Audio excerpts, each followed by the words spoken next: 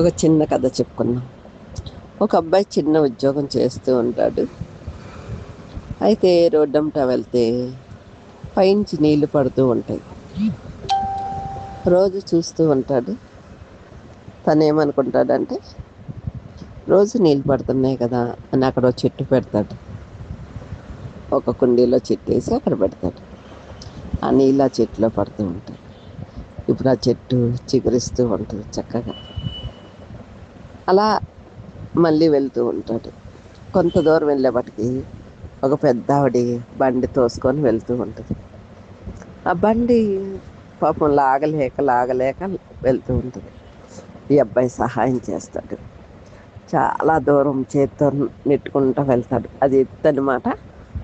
రోజు అబ్బాయి వెళ్ళే టయానికి ఈ చెట్టుకి మొక్కలో నీళ్ళు పడుతూ ఉంటే మా అమ్మగారు లాగుతుంటే చేస్తూ ఉంటాడు. ఒకరోజు శాలరీ వస్తుంది. వచ్చిన రోజు వచ్చేటప్పుడు ఒక పాప కూర్చొని కూరగాయలు అమ్ముతూ ఉంటుంది. వాళ్ళ అమ్మ అడుక్కుంటూ ఉంటుంది. ఆ పాప అక్కడ కూరగాయలు లాంటివి పెట్టుకొని అమ్ముతూ ఉంటుంది. వాళ్ళ అమ్మకి డబ్బులు వేద్దామని వెళ్తే ఆ పాప ఆ అన్నంకు చూసి నవ్వుతుంది. ఆ నవ్వుకి పడిపోతాడు. అబ్బా, ఇంత చిన్న పాప కూరగాయలు అమ్ముకోవటమా, వాళ్ళ అమ్మని అడుక్కోవటమా అని తన శాలరీలో సగం శాలరీ అక్కడ ఇచ్చేస్తాడు. ఇవ్వగానే మళ్ళీ అటే వస్తూ ఉంటాడు. వస్తే ఆ పాప స్కూల్ డ్రెస్లో కనపడంగానే హ్యాపీ ఫీల్ అవుతాడు. నిన్నటి వరకు కూరగాయలు అమ్మిన అమ్మాయి తన శాలరీ ఇచ్చేపటికి ఆ పాప స్కూల్ డ్రెస్లో కనపడేపటికి చాలా సంతోషపడతాడు. ఇలా రోజు డైలీ సాగుతూనే ఉంటుంది. తను రోజు రోడ్డు మీద వెళ్ళినప్పుడు ఎవరొకరు ఏదో ఒక ఇబ్బందిలో ఉంటారో హెల్ప్ చేస్తూనే ఉంటారు. ఇప్పుడు మనం అనుకోవచ్చు, తను ఎప్పటికీ డబ్బున్నవాడు కాకపోవచ్చు, కానీ మంచితనం ఉన్నవాడు. ఎలా అయినా జీవించేస్తాడు. తను వాళ్ళందరినీ చూసినప్పుడు చాలా హ్యాపీ ఫీల్ అవుతాడు. రోజు ఆ అమ్మగారు బండి తోస్తూనే ఉంటాడు. తను వెళ్ళే టైం వచ్చేటప్పుడు ఆ పాపను చూస్తూనే ఉంటాడు. ఆ పాప నవ్వుతూ ఉంటుంది. ఇలా డైలీ జరుగుతూనే ఉంటాయి. ఒకరోజు ఒక కుక్క తన దగ్గరకు వచ్చి అడుగుతుంది ఏమన్నా పెట్టమని. అప్పుడు తీసుకెళ్ళి బన్నిప్పిస్తాడు. బన్నిప్పిస్తే తింటుంది. ఇంకా ఆ రోజు నుంచి అబ్బాయి కూడానే ఉంటుంది ఆ కుక్క తోడుగా. ఇక్కడ మనం అర్థం చేసుకోవాల్సింది, నేను 4 చెప్పాను, చాలా సిచ్యువేషన్స్ ఉంటాయి.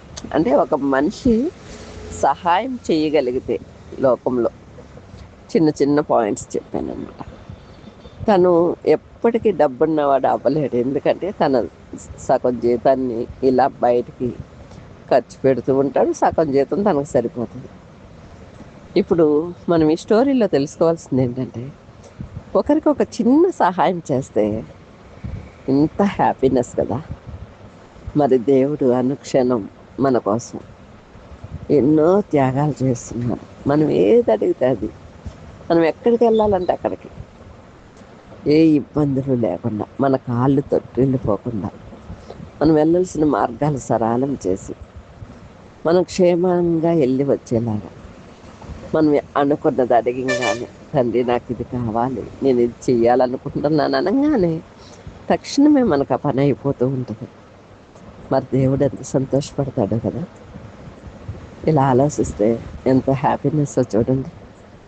చాలామంది అనుకోవచ్చు, ఒకరికి సహాయం చేస్తే మనకేమొస్తుందిలే అని. నిజం చెప్పాలంటే పుణ్యం వస్తుంది అంటారు. పుణ్యం ఏమక్కర్లా, వాళ్ళ నవ్వు చాలు. పుణ్యం రావాలని కోరుకోకండి.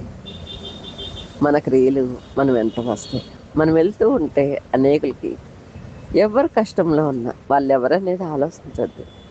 అది చిన్న కష్టమైనా సరే మనకు తోచినంత మనం మనం చేయగలిగినంతే, ఎక్కువ చేయక్కర్లా. ఒకరు నడుస్తూ ఉన్నారు, చెప్పులు తెగిపోయి ఉన్నాయి, మన దగ్గర ఒక జత చెప్పులు ఉంటే ఎక్స్ట్రా ఇవ్వచ్చు కదా, తప్పేం లేదు కదా. అలా ప్రతి చిన్న దాంట్లోనే సంతోషాన్ని వెతుక్కుండే వాళ్ళు ఎక్కడ ఎలా అయినా జీవించగలరు. ఇప్పుడు ఆ చెట్టు పెద్ద చెట్టుగా మారిపోయింది రోడ్డు మీదే. ఎవరో నీళ్ళు అవి, వాళ్ళు ఎవరో కూడా తనకు తెలియదు. తను ఒక చెట్టు వేశాడు. ఆ చెట్టు చక్కగా పెద్ద పెరుగైపోయింది. ఇప్పుడు మా అమ్మగారు బామ్మ అయిపోయింది. అయినా సరే ఈ బిడ్డ కోసం ఎదురు చూస్తూ ఉంటుంది. ఎందుకంటే ఆ బిడ్డ వచ్చి సహాయం చేస్తాడని. ఇప్పుడు వాళ్ళందరూ సంతోషంగా ఉంటారు. అబ్బాయి జాబ్ చేస్తూ చాలా హ్యాపీనెస్ ఫీల్ అవుతాడు. అలాగే తిన చేసే మంచి విషయాలు చాలామంది యూట్యూబుల్లో పెడుతూ ఉంటారు. అయితే తిని పేరు రావాలని ఎప్పుడు అనుకోడు. తను చేయాల్సిందంతా చేస్తూ ఉంటాడు.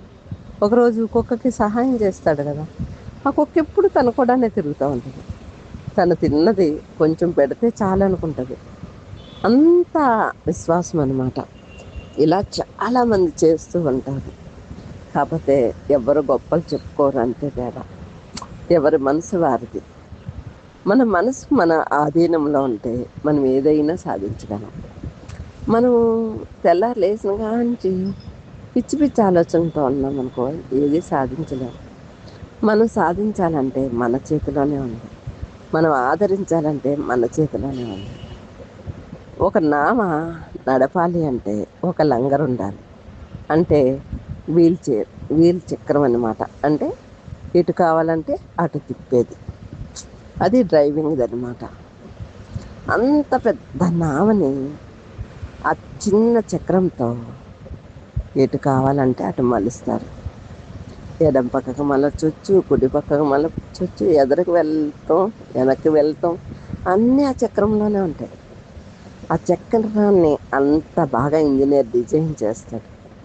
అంటే ఇక్కడ మనం నేర్చుకోవాల్సింది ఏంటంటే, ఆ చక్రానికి అంత వాల్యూ. ఆ చక్రం లేకపోతే ఇంకా ఆ వాడ వెళ్ళదు. ఆ వాడ ఎన్ని అంతస్తులు ఉన్నది అన్నది కాదు, ఆ చక్రానికి అంత వాల్యూ ఉంటుంది అన్నమాట. మనం కూడా అంతే.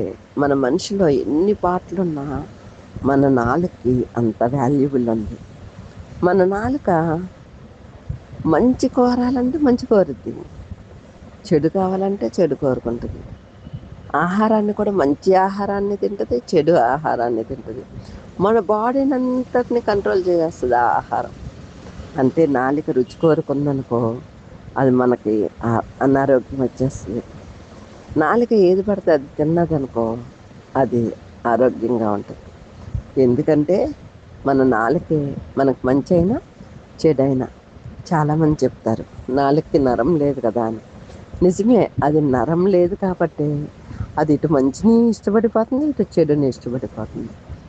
అలాగే మన నాలుకతో మంచి మాటలు మాట్లాడాలి. దేవుని స్తుతించడానికి మనకు నాలుకనిచ్చాడు. మనం తినడానికి దేవుడు నాలుకనిచ్చాడు. మనం మాట్లాడడానికి నాలుకనిచ్చాడు. మనం అనేకులకి సహాయం చేసేటప్పుడు నోరు మెదపకుండా సహాయం చేయాలి. అంటే నాలుక మాట్లాడకూడదు. ఇవన్నీ మనం తెలుసుకోవాలన్నమాట. మనల్ని నాలుక కంట్రోల్ చేస్తుందన్నమాట. ఎలా?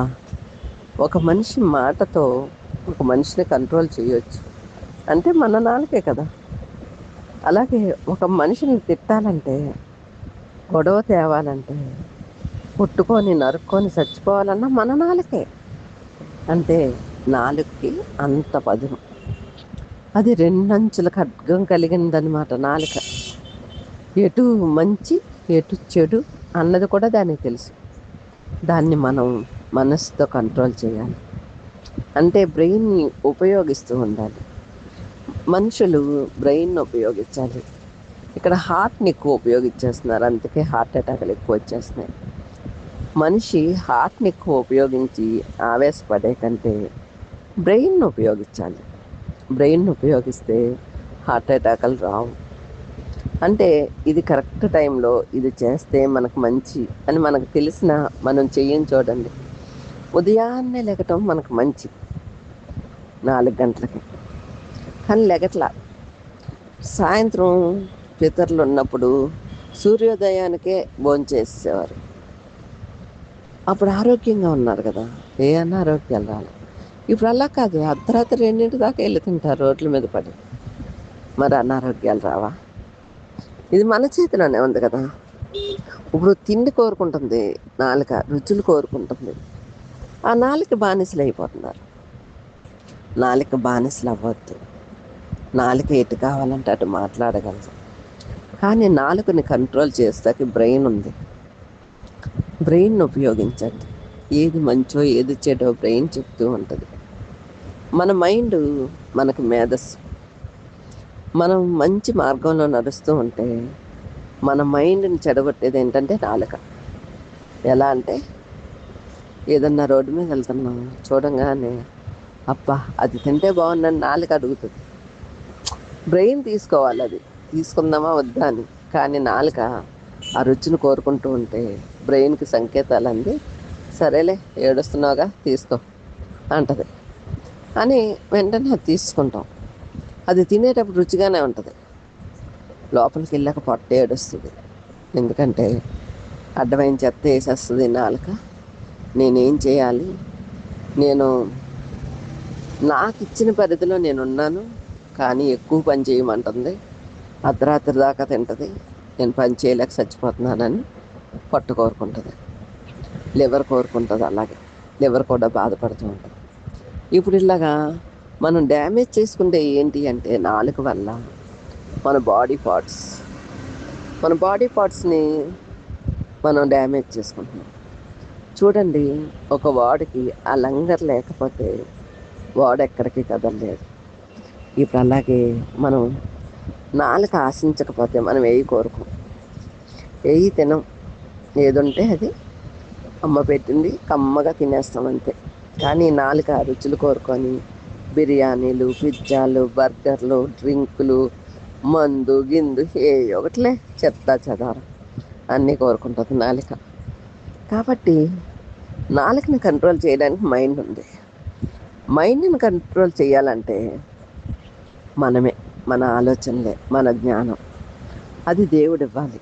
దేవుడిని కోరుకోవాల్సింది ఏంటంటే రోజు, తండ్రి నా ఆలోచన జ్ఞానాన్ని మీ స్వాధీనంలో ఉంచుకోండి, మీరు ఎలా చెప్తే నేను అలా నడిచేలాగా సహాయం దయచేయండి అని మనం నిత్యం అనుకోవాలి. ఉదయాన్నే లేచి మనల్ని మనం కంట్రోల్ చేసుకోవటం నేర్చుకోవాలి.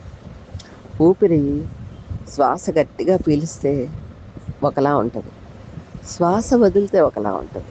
ఎలా అంటే శ్వాస పీల్చుకున్నప్పుడు లోపలికి వెచ్చటి గాలి వెళ్ళదు, చల్లగా వెళ్తుంది. కానీ శ్వాస వదులుతుంటే వెచ్చటి గాలి వస్తుంది. అంటే మన ఇన్నర్ అంతా వేడెక్కిపోయి ఉంటుంది అనమాట. మన లోపల ఇన్నర్ అంతా ఎప్పుడు వేడిగానే ఉంటుంది. జ్వరాలు వస్తున్నాయంటే ఆ వేడి ఎక్కువైపోయినప్పుడు ఆ హీట్ తట్టుకోలేక బాడీకి ఇచ్చేస్తుంది అనమాట ఆ హీట్ని. అలా జ్వరాలు వచ్చేస్తాయి.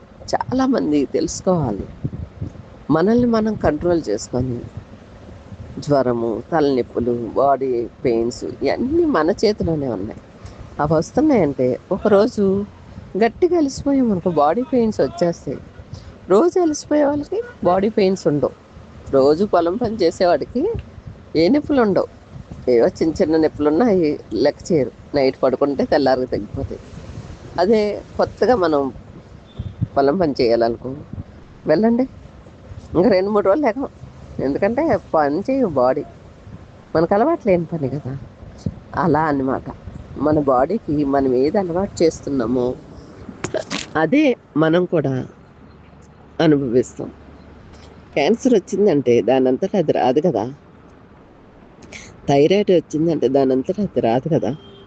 షుగర్ వచ్చిందంటే దాని అంతటా అది రాదు కదా. బీపీ వచ్చిందంటే దాని అంతటా అది రాదు కదా. మనం చేసిన పొరపాట్లే. మనం ఏదో ఒకటి చేసుకుంటాం, దాని అంతటా అది రాదు, మనం తెచ్చుకుంటాం. ఎలా అంటే కొన్ని తెచ్చుకుంటాం. నాలుగు ఇష్టపడిందని కొన్ని, ఆలు పెట్టారని కొన్ని, ఇల్లు పెట్టారని కొన్ని తినేసి రోగాలు తెచ్చుకుంటాం. అసలు 66 రకాల రోగాలు పొట్టలోంచి మొదలవుతాయంట. ఎందుకంటే పొట్ట రాయించుకోలేక అక్కడక్కడ మిగిల్చేసి అది వేస్ట్గా ఉండిపోయి ఆ వేస్ట్లోంచి ఇన్ఫెక్షన్స్ పెరిగిపోయి ఆ ఇన్ఫెక్షన్స్ ద్వారా అనేక రకాల రోగాలు. దీనికి కారణం ఎవరంటే నాలుక. ఈ నాలుకని కంట్రోల్ చేయాలంటే మన మైండ్. ఇప్పుడు మన మైండ్ని కంట్రోల్ చేయాలంటే దేవుడు జ్ఞానంతో మనకి మైండ్ని పెట్టారు కదా. తండ్రి, ఈ మైండ్ని కంట్రోల్ చేసే శక్తి నాకు ఇవ్వండి అని మనం ప్రార్థించుకోవాలి. ఎప్పుడు కూడా మన మైండ్ని మన స్వాధీనంలో ఉంచుకుంటే మన బాడీ ఆరోగ్యంగా ఉంటుంది. ఇది పార్ట్ 2 చెప్తాను నెక్స్ట్. Thank you friends.